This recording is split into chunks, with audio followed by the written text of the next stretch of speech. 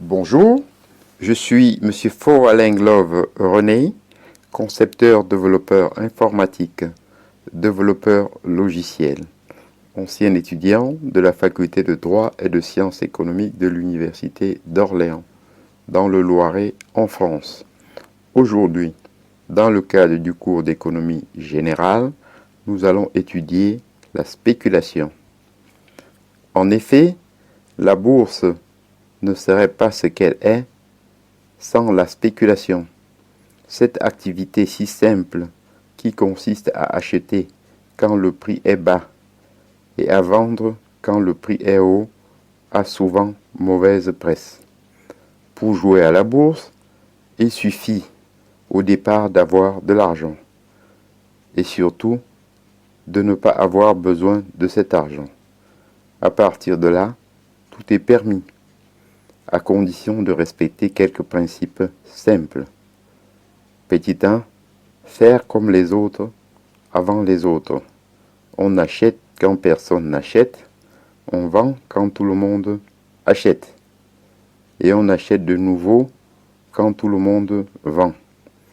Des fortunes colossales se sont faites ou se sont consolidées.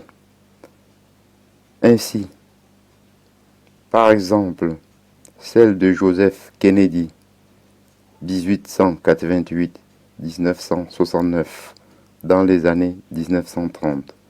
Bien entendu, celui qui fait comme les autres, après les autres va tout droit vers la ruine.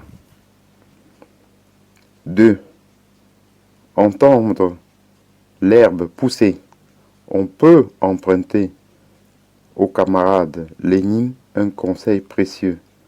Le bon bolchevique est celui qui, l'oreille collée au sol, entend l'herbe pousser. Cela signifie qu'on doit être à l'affût de la moindre nouvelle, du moindre signe annonciateur d'une évolution. 3. Acheter au son du canon et vendre au son du violon. En clair, acheter quand cela va mal et vendre quand cela va bien.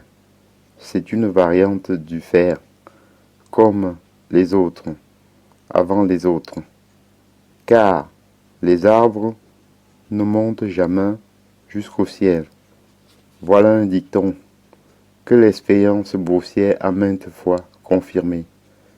Plus facile à dire qu'à faire, surtout quand ne rien faire signifie gagner de l'argent, se retirer à ce moment-là du marché, plus qu'une preuve de sagesse et une preuve de courage. L'homme d'affaires Jimmy Goldsmith, 1933-1997, a su le faire avant 1987. D'autres ont profité de l'effondrement des cours en 2008 pour acheter massivement. 4. Le levier ou l'arme fatale, sorte de totem pour les spéculateurs. Le levier est la bourse, tout mécanisme amplifiant la capacité de gain d'un investissement. Le levier, le plus simple, est l'endettement. Ainsi, j'en ai donc terminé avec la spéculation. Je vous en remercie.